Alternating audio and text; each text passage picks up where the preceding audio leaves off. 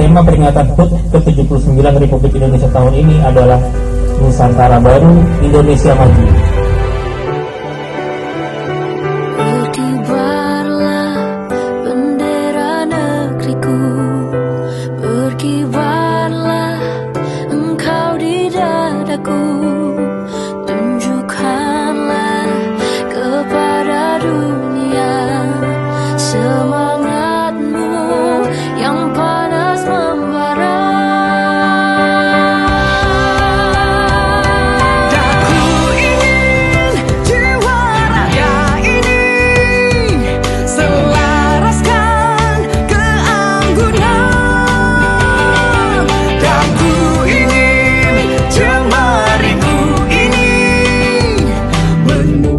Tema ini mengandung makna yang mendalam bahwa Indonesia sedang memasuki era baru dengan semangat dan tekad yang terus maju.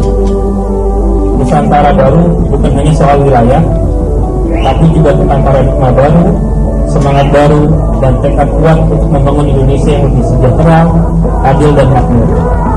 Dirgahayu Republik Indonesia ke-79 Merdeka!